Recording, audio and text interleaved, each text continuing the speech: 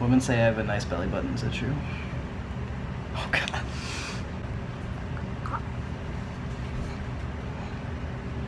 Are you actually breathing? Are you breathing? Yeah. 2018 pro debut, Matt DeVera.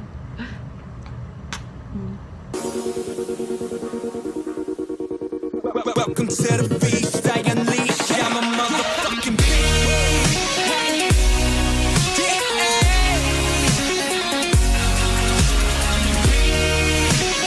Hi guys, so welcome back to my YouTube channel. If you're new, hi, welcome. I'm Marissa. Obviously you know that if you have subscribed to me. So today I am finally getting around to a Q&A that I posted. And it was this picture. I film my YouTube videos with my iPhone, so I will be reading off of my computer. So I'm just gonna go through the questions. Thank you to everyone who asked questions. I got a lot of them from my friends, but they're all really great questions. This Q&A was fitness related or non-fitness related. Most of the questions that did get asked were fitness related. So hopefully you guys learn a lot from this Q&A about me and about fitness, and let's get right into it. Candy Griffin asked, how can you avoid cheating on a diet when other people in the house bring in junk food? Well, I've never really had that issue. Like, I don't have siblings. However, I do live with my boyfriend, and sometimes he will like order Chinese or pizza or something, and obviously because I'm on prep, I just can't. Like, I signed on and have been paying my money and been giving my 120% into this prep to not give in to my cravings or to my diet because I have to get on stage. But for people who aren't getting on stage and are just trying to stick to a healthier diet, my best advice is just to really evaluate what are your priorities. Is there going to be another opportunity where you can have this junk food that's being brought into your house? Just because there is junk food being brought into your environment does not mean that you have to eat it because it's there, because food will always be there. And you need to keep that in perspective when you're dieting. Junk food's always going to be there. Cheat food's always going to be there. You're going to have a time where you're going to be able to eat cheat meals or foods that aren't so great for you when you're not dieting, because diets are a temporary state. It's not food that's gone forever, so it's not your only opportunity to eat it. So keep that in mind, keep that in perspective. That's how I kind of like stick to my diet the best, is by keeping that mindset. She also asked, I heard that you should never do cardio before a lift, but I often find that I can't do much cardio after a lift on leg day. How do you deal with this? Girl, don't do cardio after a leg day. Unless it's like easy, steady state cardio, yeah, you don't need to do cardio post-workout on leg day. I would say if you're gonna incorporate cardio post-workout, do it after an upper body day, because it's a lot easier to do any kind of HIIT or steady state after an upper body day. And you can also split up your cardio, so you can do cardio in the morning and then lift at night. You can do cardio before your lift also. It really just comes down to your nutrition. You're not going to be losing muscle from doing cardio before a lift. You're not going to be putting on more muscle or burning more fat by doing cardio after a lift. There's no magical time to do cardio. It's just your preference. So split it up however you like. Oh, Jojo, my girl Jojo from my area, which I'm going to meet soon, so excited to, asked me, what made you first interested in competing? Honestly, I think my influence to compete really did come from social media, and that's not necessarily a bad thing, because I didn't see one person on Instagram that I admired and thought, oh, she competes, so I should compete. I more so followed a lot of people's journeys on YouTube and Instagram, and was really inspired by the type of person you become when you prep, and was inspired by the process, and pushing your body to limits really intrigued me, and I kind of got a taste of it last September. Matt and I went to the Olympia, and I got to see professional bodybuilders. We watched the finals of Mr. Olympia, which was awesome, and that was really cool. I'd never really made up my mind to compete until that fall. I had my YOLO dieting months, and then I was like, you know what, like, I'm gonna look for a coach, I'm gonna take this seriously, and I'm gonna do an off season, I'm gonna do a prep, and I'm gonna do a show. So it's just kind of something that, yes, was influenced through social media, but then was a decision with myself when I knew that I was sound in my relationship with food and my relationship with my body and myself. I was very happy with my weight and what I was eating, even though I was like very, very fluffy, and was very confident and knew that it would be a good time for me to prep this summer because I don't really have much going on. My friend Jamie Jalissa-ish commented and asked, what are your personal opinions on fasted cardio? So I do fasted cardio for this prep, and I personally love it. It's nice to not waste food before cardio. I wouldn't want to waste my macros before I did my cardio because it's very like easy, mindless cardio, and that way it's done and then I get to enjoy food after. I mean, there is no scientific evidence that proves that the fat burning from fasted cardio is any better than not fasted cardio. There's a billion studies done on that, but it's really just your preference, and for me it helps me get in my like prep mindset because, like, I don't know, it's just not something I would do in an off season, and I enjoy it. I don't do any HIIT fasted because I'd probably die and pass out. It's just steady state, but I love it. It sets the tone for the day and I get a good sweat on, and then food tastes even better after. How long should one lift before thinking about doing a competition?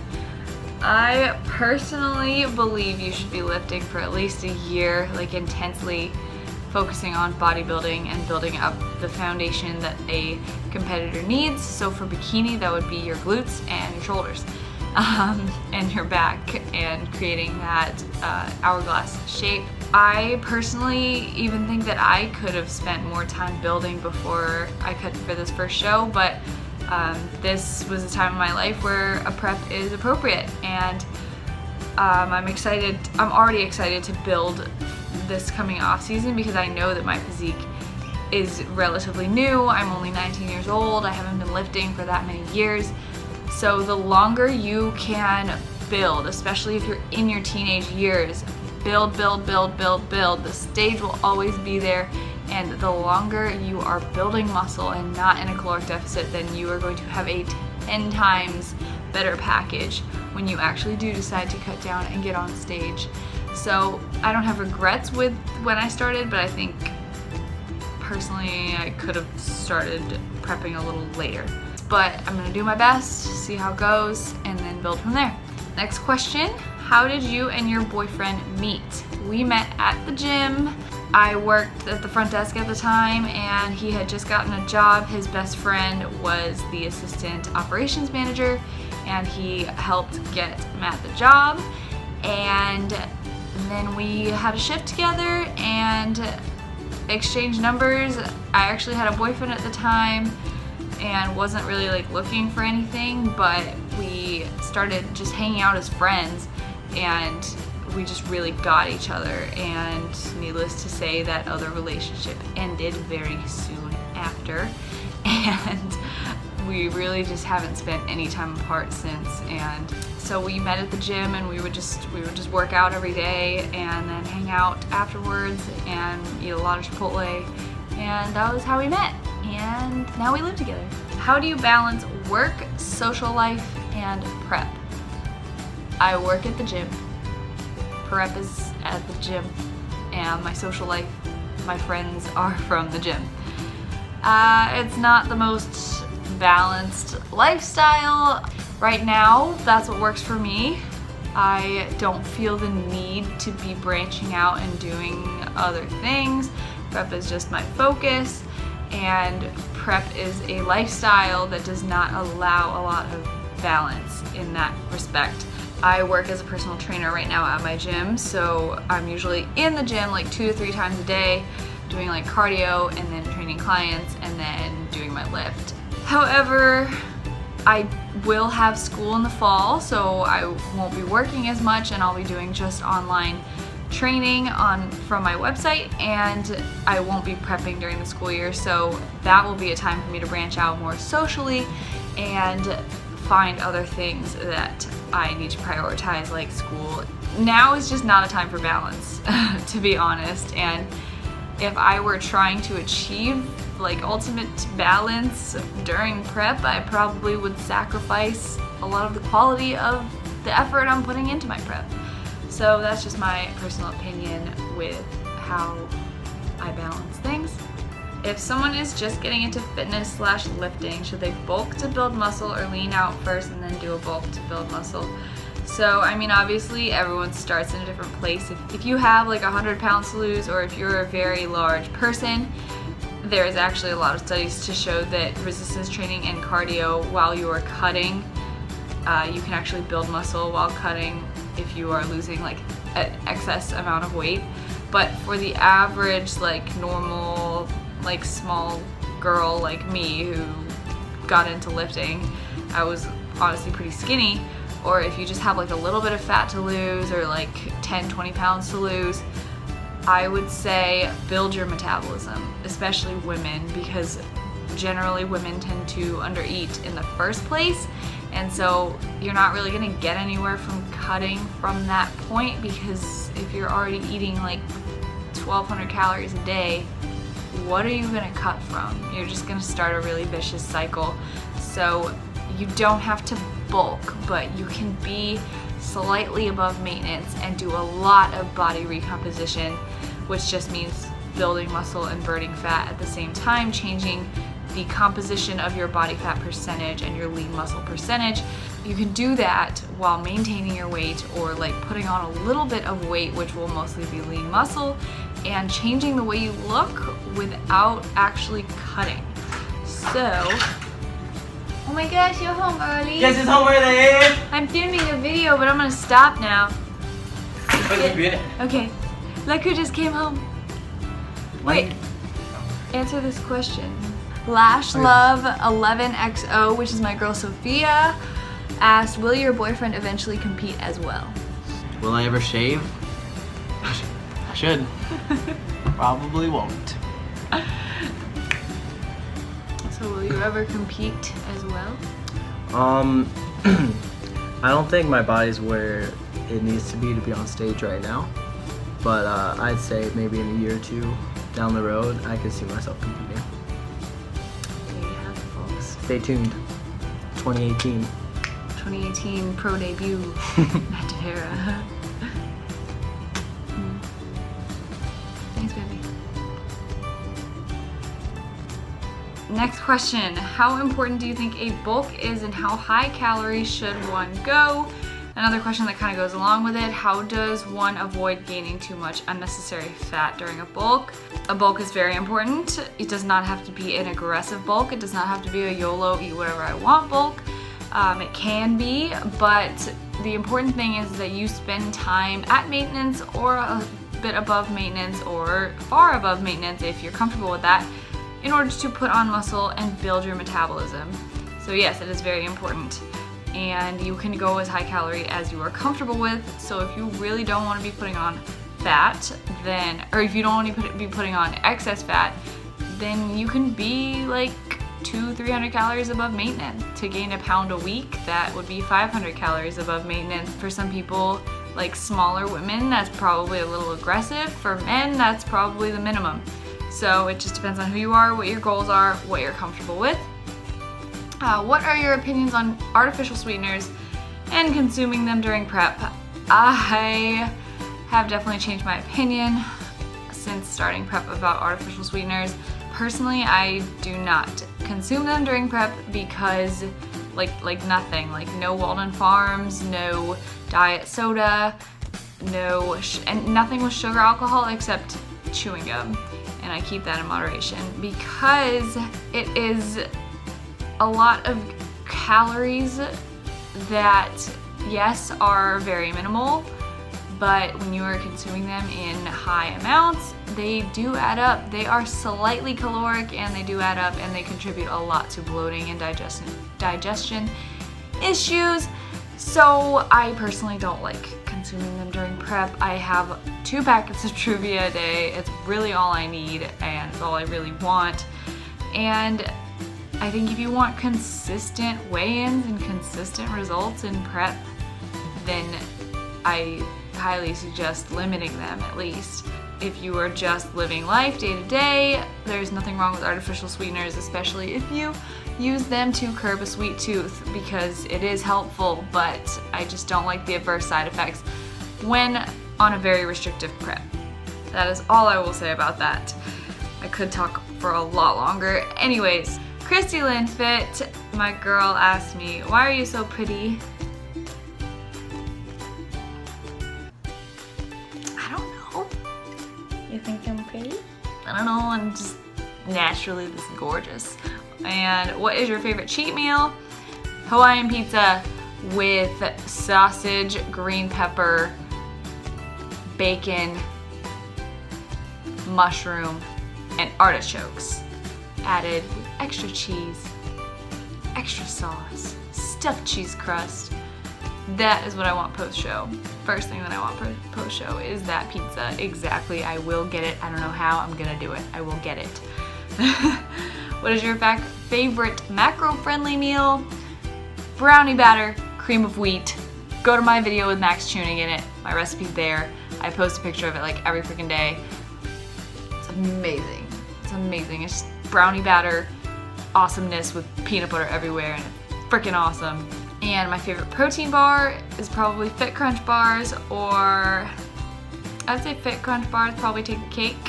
I'm an OG lover of the chocolate chip cookie dough Quest bar, but I haven't had their new formula, so I don't really know where I stand on that anymore. Fit Crunch bars are super sweet, super dense, and awesome. And the Oh Yeah One Almond Bliss bar. That thing is an almond joy. It is so good. And what are your long-term goals with competing? Fit and Healthy Sarah, my friend Sarah, asked me. I want to go pro. I'm not afraid to say it. I think it's a realistic goal within the next couple of years for me. I know that I'm just beginning, but I absolutely love the process so far.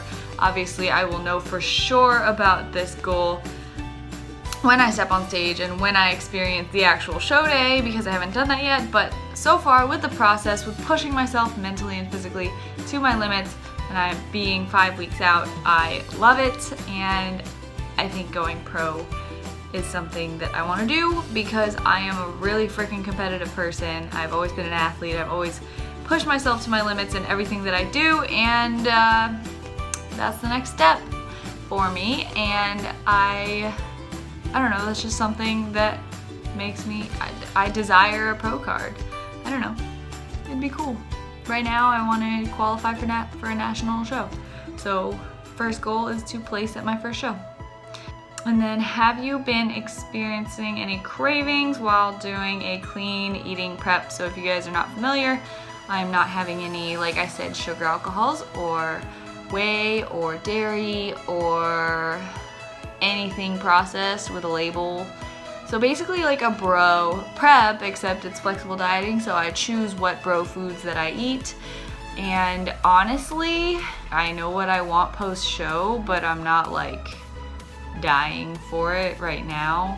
I'm just very tunnel vision. I'm very focused right now, and like there are some days where I eat my food and I'm like, I'm still hungry, but I don't know, for some reason, no, I haven't had a single like serious craving. Like Matt's even like brought back Chipotle a couple times. Like I think that was the only time that I really wanted something, but I never even like desired it to the point where I actually considered taking a bite. Like it's just not an option in my head. I'm just too tunnel vision focused on this show right now. I'm sure that won't always be the case, but that's just how I feel now. So not really, and I'm not complaining about that. Hannah Lindsay Fit asked me, what do you plan on doing after your show? She said going, I think she means doing. reverse dieting going into an off season. After my second show, I will be in school full time for the fall semester, so I will be in school a lot. So that's fun, and I'll be prioritizing that and getting stronger and building more muscle. And Hannah Lindsay Fitz also asked, will you still implement carb cycling post-show? I'm not sure what my coach has in store for me. Preferably not. I like having like steady macros every day, and I do enjoy carb cycling for a cut because it's like motivating to look forward to your moderate or your high carb days, but I don't really find it necessary for a reverse diet, so not really.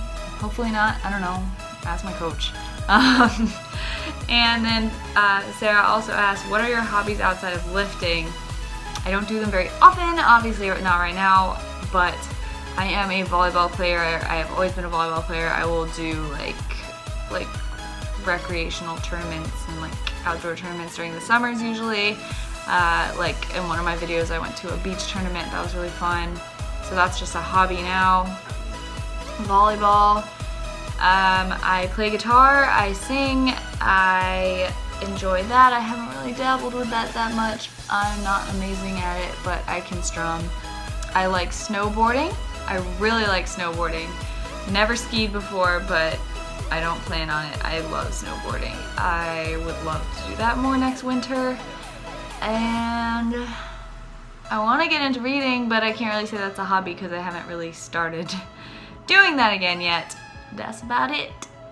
That's me. What foods are you excited to eat after your show? Will you immediately go back to flexible dieting as opposed to clean eating after your show? So the first question, the pizza that I described is like literally the only thing I want post-show. That and like a Lenny and Larry's complete cookie or real cookies or anything cookie dough or anything cookie dough. I really like cookies. So that is what I'm excited to eat post-show. And like gradually just fitting things into my macros that I haven't had in a while, of course.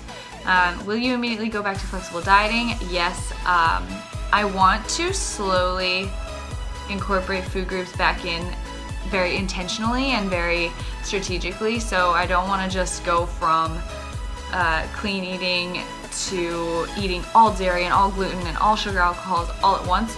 Not for the purpose of like still eating clean, but I like as a nerd want to see how it affects my body. So like I want to try adding in like a little bit of dairy first and seeing how my body responds, how my body reacts, and then once I get that fully back into my diet, then start incorporating like maybe more sugar alcohols next. Not in that specific order obviously, but I want to do it slowly because I am curious to see how that affects my body and my acne and the way I feel and everything like that. So I'm just gonna be a nerd about it. I'll keep you guys posted when I do. Will you continue to do a bodybuilding type training split in your off season, or will you implement more powerlifting? I definitely will still stick to bodybuilding.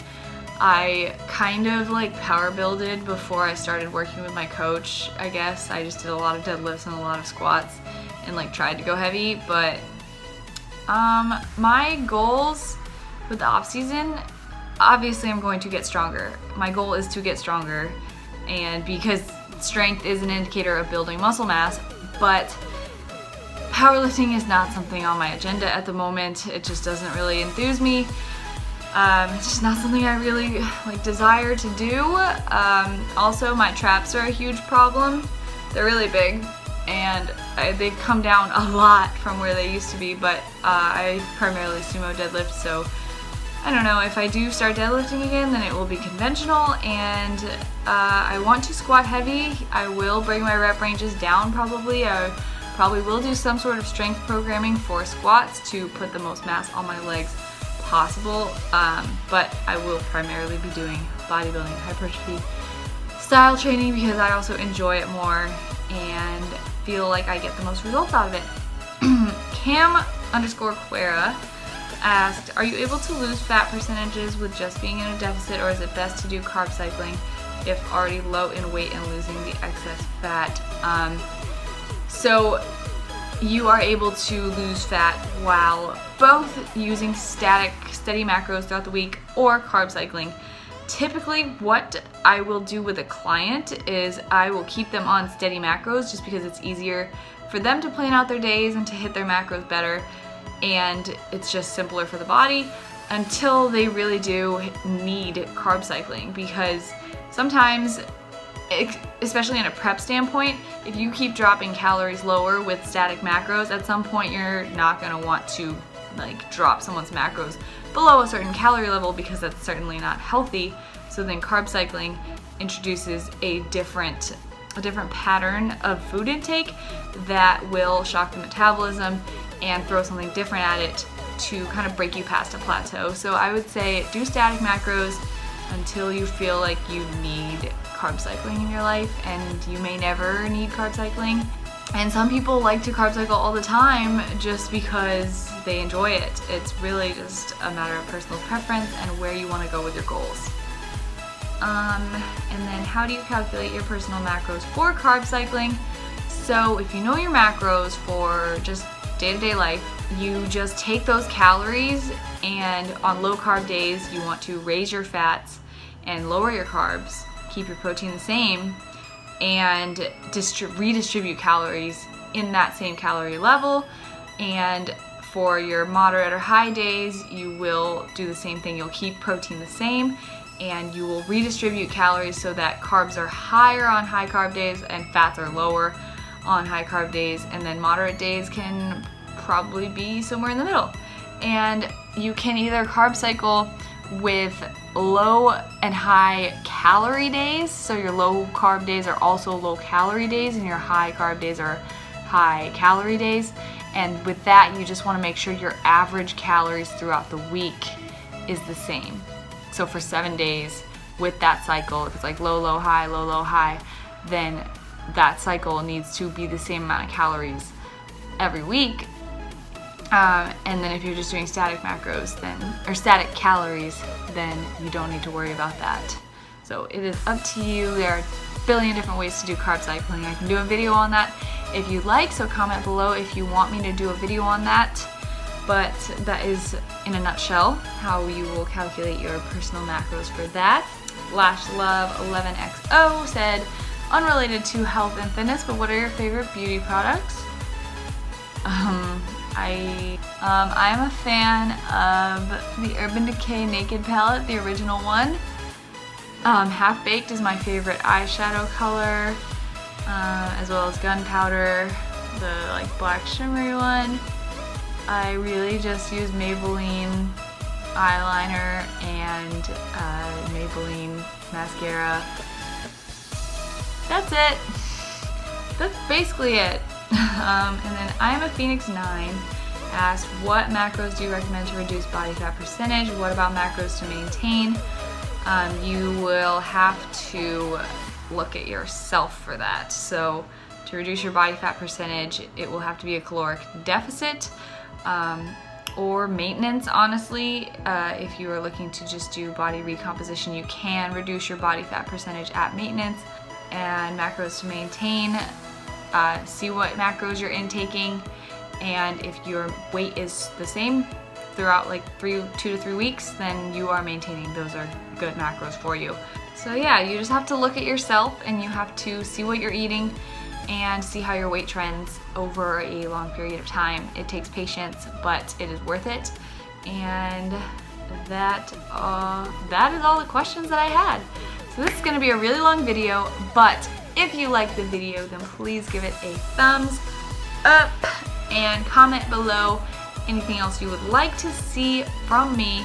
That's it. Yeah, so thanks for watching, and I will see you guys in the next video. Bye.